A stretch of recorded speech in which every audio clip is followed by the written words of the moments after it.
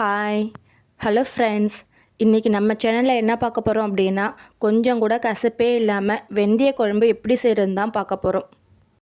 நீங்கள் first time நம்ம சேனலில் பார்க்குறவங்களா இருந்தால் நம்ம சேனலை சப்ஸ்கிரைப் பண்ணி சப்போர்ட் பண்ணுங்கள். இப்போ வாங்க நம்ம வீடியோக்குள்ளே போகலாம். இந்த வெந்தய குழம்பு செய்கிறதுக்கு ஃபஸ்ட்டு ஒரு தவாவில் 1.5 ஸ்பூன் வெந்தயம், 1 ஸ்பூன் ஜீரகம் சேர்த்து வறுத்து எடுத்துக்கணும். வெந்தயத்தையும் ஜீரகத்தையும் வறுத்துட்டு அதை ஒரு மிக்ஸி ஜாரில் சேர்த்து பவுடர் பண்ணி எடுக்கணும். இந்த வெந்தய குழம்பு செய்கிறதுக்கு மெயின் பொருளே இந்த பவுடர் தான்.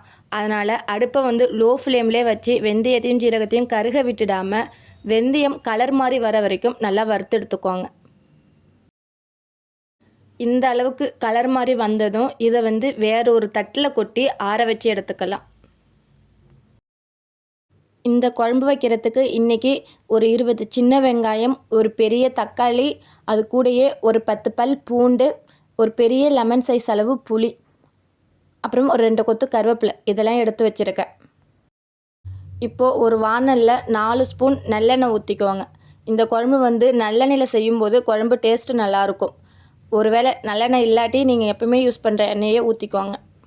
எண்ணெய் காஞ்சதும் அது கூட 1 ஸ்பூன் கடுகு உளுத்தம்பருப்பு சேர்த்துட்டு அது கூடயே ஒரு 1/4 ஸ்பூன் வெந்தயமும் சேர்த்து கடுகு வெடிக்கிற வரை வெயிட் பண்ணுங்கள்.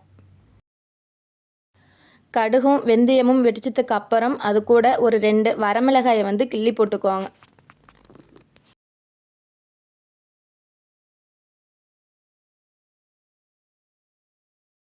வரமிளகாய் கலர் மாதிரி வந்ததுக்கு அப்புறம் நம்ம உரித்து வச்சுருக்கிற சின்ன வெங்காயத்தை சேர்த்து கண்ணாடி பதம் வர வரைக்கும் வதக்கி எடுத்துக்கணும்.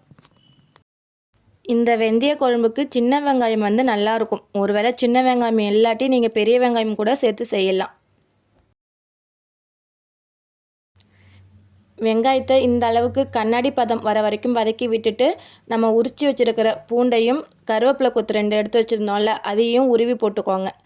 பூண்டு சேர்த்து ரொம்ப நேரம் வதக்க வேணாம், கொஞ்ச நேரம் வதங்கினாலே போதும்.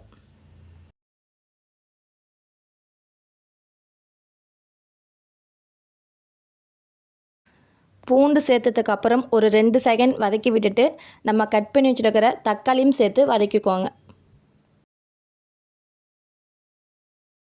வெங்காயம் தக்காளி நல்லா குழைய வதங்கி வரணும், அதனால் அந்த அளவுக்கு வதக்கிக்கோங்க.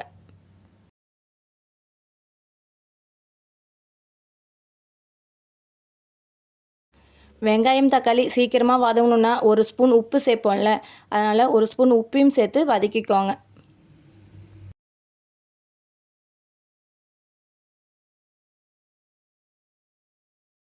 உப்பு சேர்த்து வதங்கினதுக்கு அப்புறம் 1/4 ஸ்பூன் மஞ்சத்தூள் சேர்த்து வதக்கிக்கோங்க.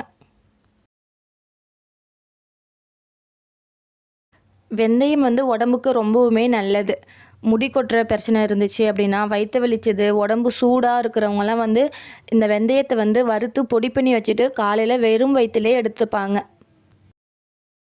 அந்த மாதிரி வெறும் வயிற்றுலே எடுத்துக்கும் போது வாமிட் வர்றது, கொமட்டுறதுன்னு சொல்லி ஏதாவது சிம்டம்ஸ் இருந்துச்சுன்னா நீங்கள் இந்த மாதிரி வறுத்து பொடி பண்ணி வச்சுட்டு குழம்பா கூட செஞ்சு சாப்பிட்லாம். வெந்தயம் உடம்புக்கு ரொம்பவுமே நல்லது. நீங்கள் ஒரு முறை இந்த மாதிரி ட்ரை பண்ணி பார்த்துட்டு எப்படி இருந்துச்சுன்னு சொல்லி கண்டிப்பாக கமெண்ட் பண்ணுங்கள். இப்போது வெங்காயம் தக்காளி இந்த அளவுக்கு வதங்கினதும் இதில் நம்ம மிளகாய்த்தூள் சேர்த்துக்க போகிறோம். வீட்டில் அரைச்ச குழம்பு மிளகாய்த்தூள் தான் 1 ஸ்பூன் சேர்த்துருக்கேன். நீங்கள் தனித்தனியாக சேர்க்குற மாதிரி இருந்தால் 3 ஸ்பூன் மல்லித்தூளும் 1 ஸ்பூன் மிளகாய்த்தூளும் சேர்த்துக்கோங்க. மிளகாய்த்தூளை இந்த எண்ணெயிலே போட்டு வதக்கிக்கும் போது மசாலாவுடைய பச்சை ஸ்மெல்லும் போயிடும், அதுவும் இல்லாமல் லைட்டாக கலர் கொடுக்கும். அதனால் எண்ணெயிலே வதக்கிட்டு நம்ம ஏற்கனவே புளி ஊற வச்சு வச்சுருந்தோம்ல அதை கரைச்சி இப்போது ஊற்றிக்கோங்க. உங்களுக்கு இந்த மாதிரி ரெசிபிலாம் பிடிச்சிருந்தா நம்ம சேனலை சப்ஸ்கிரைப் பண்ணி சப்போர்ட் பண்ணுங்கள். இந்த குழம்பு பொறுத்தவரை குழம்பு கொஞ்சம் கெட்டியாக இருந்தால் தான் நல்லாயிருக்கும். அதனால் புளி தண்ணி ஊற்றுனதுக்கப்புறம் குழம்பு கிண்டி விட்டு பாருங்கள். குழம்பு கொஞ்சம் கெட்டியாக இருந்துச்சு அப்படின்னா நார்மல் பச்சை தண்ணி ஊற்றி கொதிக்க வச்சுக்கோங்க. அப்படி இல்லை குழம்பு கொஞ்சம் தண்ணியாக தான் இருக்கிற மாதிரி இருந்தால் அப்படியே 5 நிமிஷம் லோ ஃப்ளேம்லேயே வச்சு கொதிக்க வச்சுக்கோங்க. எனக்கு குழம்பு கெட்டியாக இருக்கிற மாதிரி இருந்துச்சு, அதனால் நார்மல் பச்சை தண்ணி ஒரு 3/4 கிளாஸ் ஊற்றி கொதிக்க வச்சுக்கிறேன்.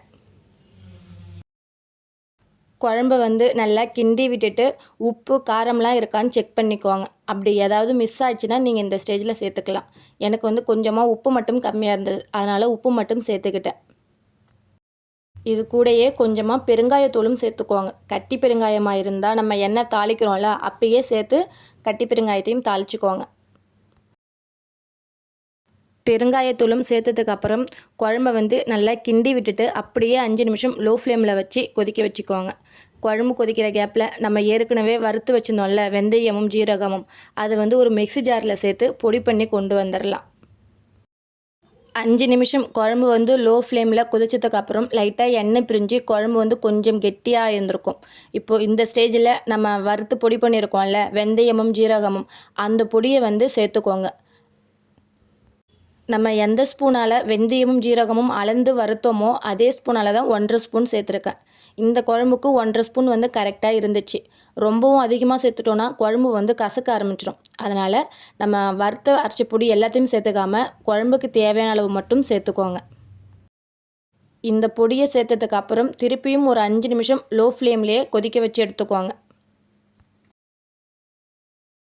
திரும்பியும் 5 நிமிஷம் லோ ஃப்ளேம்லேயே கொதிக்கும்போது எண்ணெய் பிரிஞ்சு நல்லா குழம்பு வந்து கெட்டியாக இந்த மாதிரி வந்திருக்கும். 5 நிமிஷம் கழித்து பார்க்கும்போது குழம்பு இந்த மாதிரி தான் இருக்கும். ஃபைனலாக இது கூட ஒரு சின்ன துண்டு வெல்லம் மட்டும் சேர்த்துக்கோங்க. வெல்லம் சேர்க்கறதுனால குழம்பு இனிக்குமா அப்படின்னு சொல்லி நினைக்க வேணாம். வெல்லம் சேர்த்தோன்னா நம்ம வெந்தயம், புளிப்பு, உப்பு, காரம்லாம் சேர்த்துருக்கோம்ல, அதை வந்து பேலன்ஸ் பண்ணி தரும். அதனால் ஒரு சின்னதாக வெல்லம் மட்டும் சேர்த்துக்கோங்க. வெல்லம் இல்லாட்டி நாட்டு சர்க்கரை கூட சேர்த்துக்கலாம். இந்த குழம்ப வந்து 1 வாரம் வரைக்குமே வெளியில் வச்சுருந்தே சாப்பிட்லாம். குழம்பு வந்து நல்லாயிருக்கும். இந்த குழம்ப 2 நாள் கழித்து சாப்பிட்டீங்க அப்படின்னா குழம்பு வந்து கொஞ்சமாக குழ குழன்னு இருக்கும். ஏன்னா வெந்தயம் வந்து பேசிக்காகவே குழ குழன்னு தானே இருக்கும். நம்ம பொடி பண்ணி சேர்த்ததுனால குழம்பு வந்து கொஞ்சம் குழ குழப்பு தன்மை இருக்கும். ஒருவேளை உங்கள் வீட்டில் உள்ளவங்க யாருக்காவது அந்த மாதிரி பிடிக்கல அப்படின்னு சொன்னாங்க அப்படின்னா, வெந்தயம் ஜீரகம் நம்ம வறுத்தோம்ல, அப்போ வந்து 1 ஸ்பூன் அரிசி சேர்த்து வறுத்துக்கோங்க. அந்த குழ குழப்பு தன்மை இருக்காது. ஓகே ஃப்ரெண்ட்ஸ், உங்களுக்கு இந்த ரெசிபி பிடிச்சிருந்தா நம்ம சேனலை சப்ஸ்கிரைப் பண்ணி சப்போர்ட் பண்ணுங்கள். பாய்.